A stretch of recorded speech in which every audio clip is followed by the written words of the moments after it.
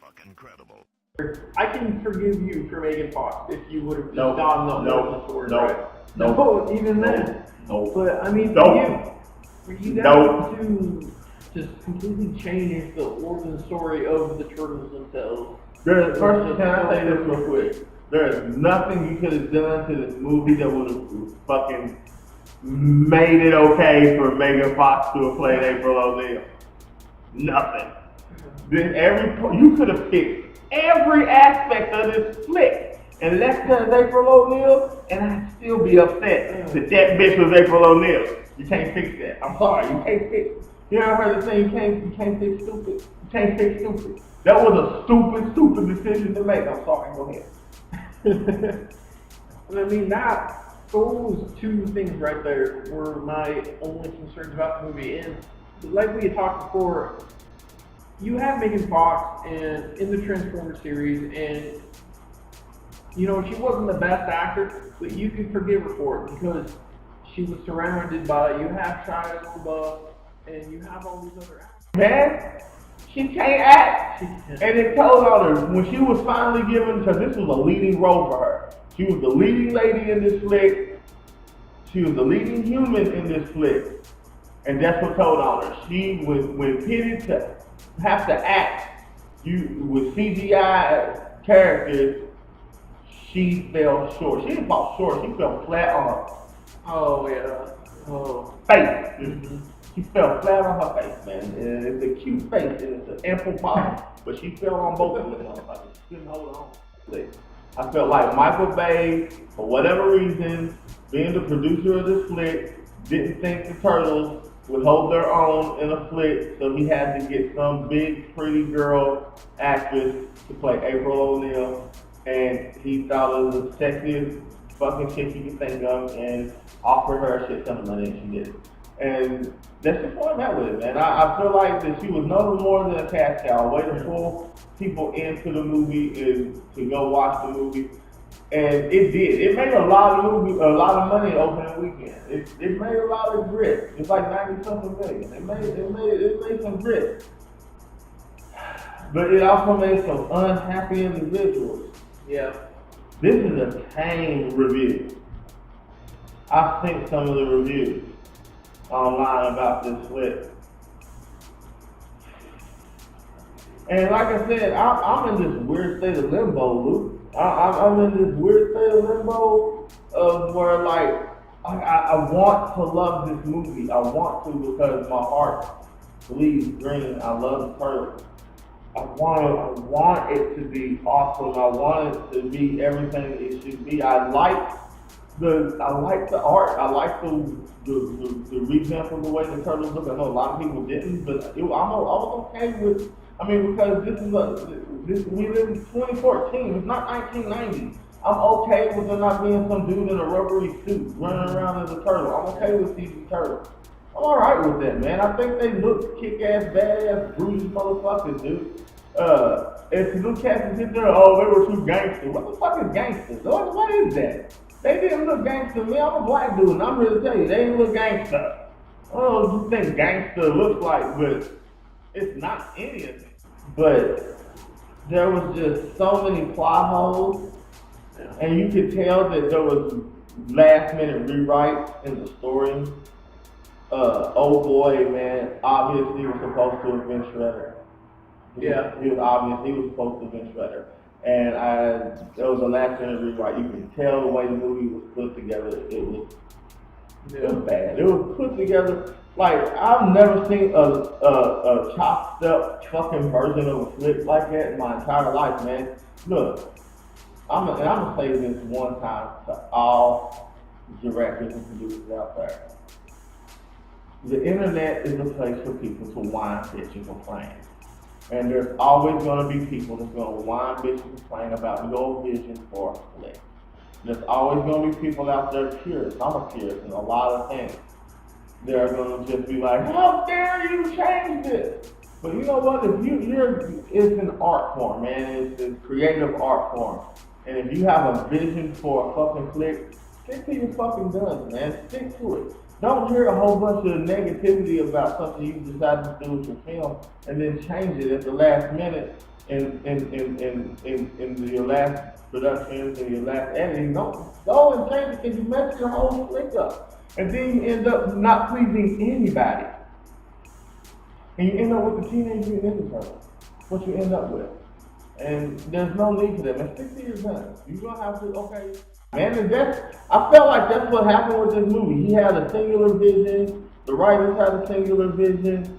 And then they started hearing all this negativity online. And it's like, okay, well, we can change this, we can change that. But, you know, we're already done all this and all this. And it showed in the film. That's all I'm saying. It showed in the film. There was a lot of good. There was a lot of bad, but there was a shit ton of ugly. There was a shit ton of ugly. That's so much so that it makes it hard to enjoy the movie on anything. For me, what's the Duke got to say? I think for me, as far as ratings, I mean, Megan Fox, for the amount of time she had in that movie and for such the big role she had, where it was so crucial to the movie, you know, to where it has to bring it down a star. And then, for me personally, that you're going to go ahead and just change the origin story of the Turtles themselves, that's just stuck with me, and that's bugged me, and that's going to bring it down another, you know? So, I mean, for me, I've never been a purist for the Turtles, you know, as you have. I've loved the Turtles growing up, you know, never been the biggest purist of them. But for me personally, I mean, I'll give them a 3. I mean, not a high 3, not a low 3, just a nice solid 3. The reason they are the Turtles and Master Splinter. Yeah. Yeah. And they already, April named them. Yeah. That was just go away. I don't like that. That was just such a huge change. And I'll be straight up honest with you. If anybody else had been April O'Neil, probably would have been okay with that storyline. But Megan Fox, man, God, she. That was just awful. That was just all around. Oh! The movie would have been better if she wasn't in it at all. Yeah, just being extra, just go stand in the corner and talk, just stand there with her. Now what was up with that tacky yellow jacket they put her in the beginning of it? Was that supposed to be an homage to the original April O'Neil yellow jump flight suit thing that she wore? I know. Like, what the? Yeah. I was like, why did they put her in a yellow jacket? That was a settle. Yeah. I was like, what the hell? And no one has mentioned this yellow jacket in any review. So I feel privileged to be the first. I don't know, I think my favorite part has got to be when they come back and they know they're in trouble, you know, and they're trying to be quiet, and, you know, Splinter catches them all. You know, and even Mikey's just like, oh, I'm sleepwalking. I'm sleeping, but I'm still walking. I'm just innocent. But then so Splinter's got them all, you know, they're all doing their exercises and shit, you know. And so the 100 cheese pizza. And the 100 cheese pizza is my favorite part. And he doesn't bother with any of the other turtles. He goes straight to Mikey. He's just like, I've got the provolone. The Gouda. The Asiago. He's like, I've never even heard of that. And just Donnie out of the background. All you hear is 100. That's a mathematical improbability, you know? And that's just my favorite part of that whole movie. It's just that little scene right there. Oh, that was a good scene. That really was a good scene. That was a good family scene. Like this is a master sensei relationship. These are father and son. Yeah. Where you know, Splinter knows the one he can crack and the one he can't. Yeah. He doesn't bother with Leo. He doesn't bother with Pratt. He doesn't bother with that. He goes straight for Mikey, man. I heard of that one. Oh, that was a great scene. Oh, it really was a great scene, man. I think back on it. That was a really great scene. And to me, I feel like it's those things, man, that made that movie bearable. It was like as long as it was the turtles being the turtles, man, it was awesome. But the moment you introduced the humans, It got a little shit. oh, it was just like, Yeah. and then you end up with April O'Neil, and you just like, gotta spit a little on there. Oh, but we're gonna finish up today with a retro pick of the week. I know it's been a long time since I've done a retro pick, but I have to do this retro pick because my boy over here, man, Luke the Duke, man, he found me a old school run of Black Panther, and I'm not. This run is older than his ass. Like, it's an old run from '88, man. Panther No More, and it's just, oh my God. I was telling you earlier, I was like, you know, I know that they have a script written for Black Panther, and they've been kind of shopping it around. But if you need a story arc for this, first off, just right here.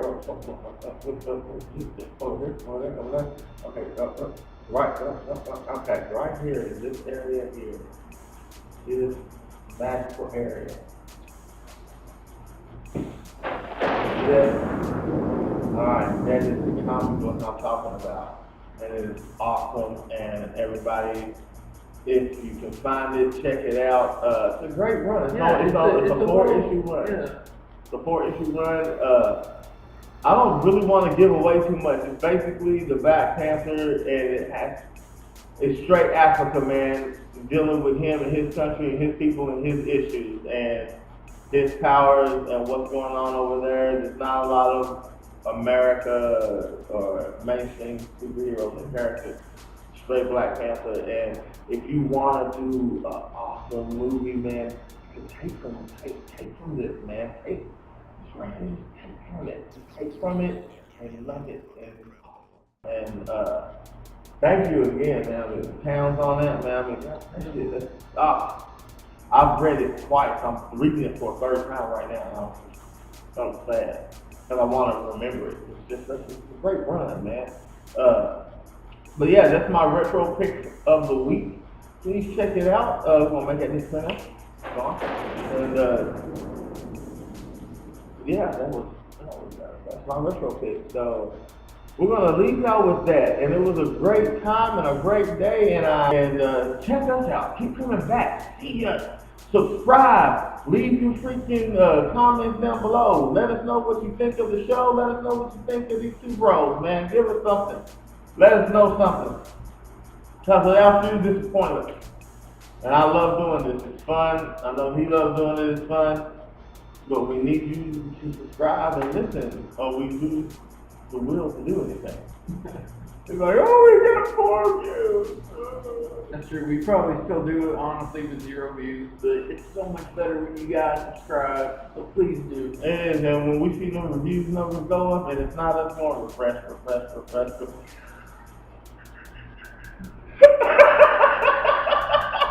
We don't do that. But yeah, man, this is Retro Road. And this is Luke the Duke signing out, you guys.